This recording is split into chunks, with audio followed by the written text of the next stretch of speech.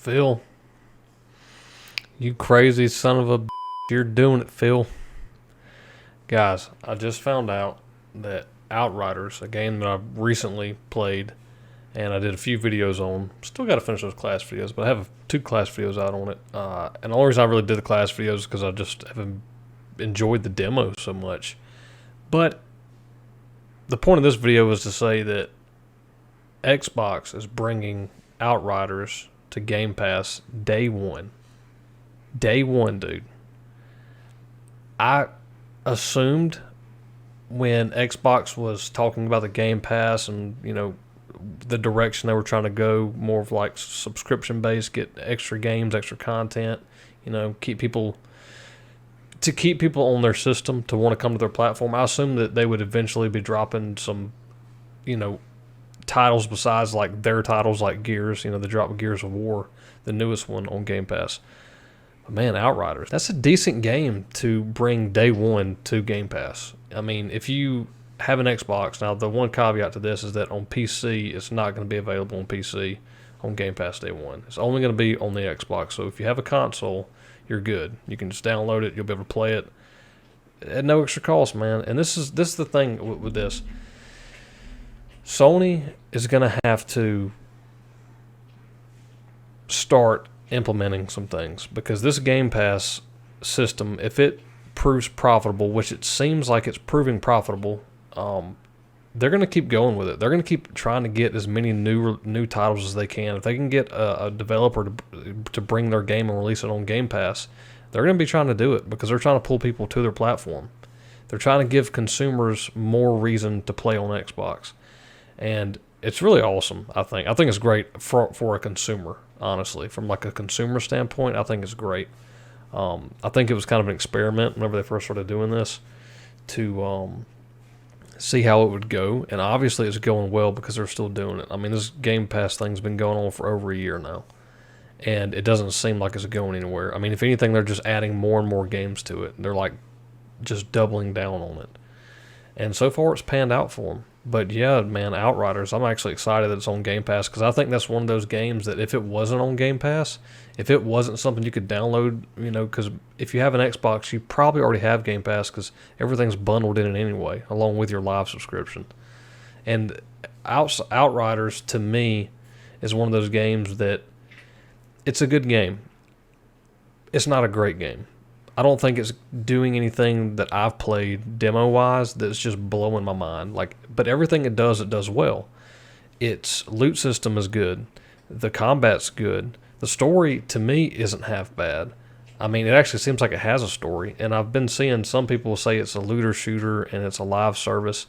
I would agree that it's a looter shooter, but I wouldn't so much say it's a live service game.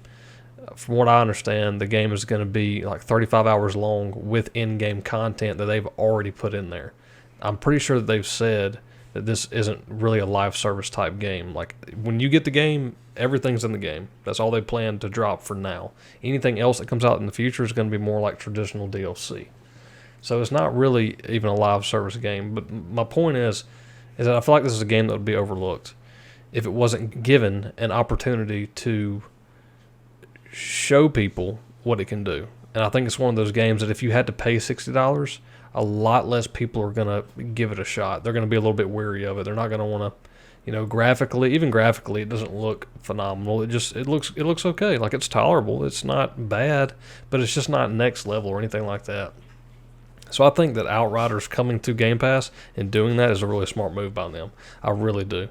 I think that if they would not have done this, I just don't think that game would have got the attention and the people actually playing it that it's going to get now that it's on Game Pass, because that's going to be a big help for it. I think it still would have done okay. I don't think it would have done bad, but I just think that them putting it on Game Pass is just going to make their, participation, gamers' participation playing the game overall, just that many more people.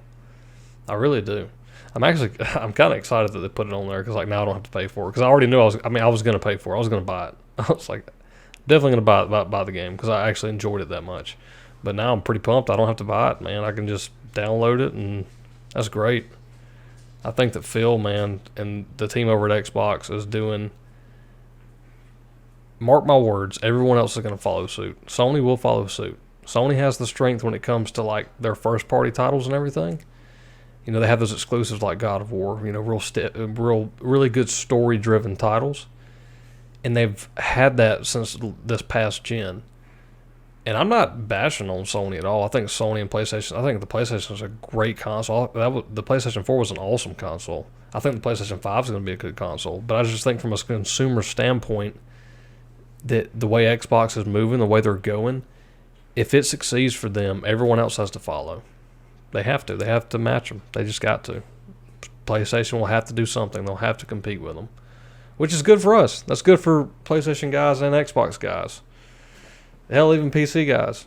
I mean, if you play on PC, if you have Game Pass, they're going to be bringing that. They're going to start doing this on PC too. Xbox will. These games will start being cross-platform, and they'll start to take games like Outriders. They didn't do it this time, but I guarantee you in the future they will also make that available on Game Pass for PC. I'm not sure why they didn't do it this time. Could be a technical thing, could be a sales thing. But they didn't. But my point is, I really think that they're going to end up doing that. And I think that Sony's going to do it, and I think it's going to be, once Sony gets on the bandwagon of subscription services and bundling everything, same way Xbox is doing with Game Pass, it's just good for us as gamers, man. It really is. But anyway, I kind of rambled there. Maybe got a little off topic, just a little bit, but that's fine. I just wanted to kind of talk about it because I just saw the headline that Outriders was coming to Game Pass. I just kind of wanted to talk about it, get it off my chest, and maybe somebody will listen to me ramble a little bit because I'm actually excited that Outriders is coming to Game Pass.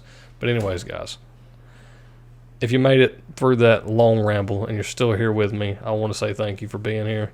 Thank you for clicking on the video. Thank you for checking out the channel. If you enjoy this kind of content, check out some other content. I have some reaction stuff, game news stuff, video game content in general. If you enjoy that kind of thing and you want to, consider subscribing to the channel. Join the FinFolk Legion. I also stream on Twitch and on Facebook at FinFolk Gaming. If you like watching people play games, joining a cool community, stop by. If it's something you enjoy, consider following that also. So, yeah, I guess that's going to be it for me. I'll see you guys on the next one.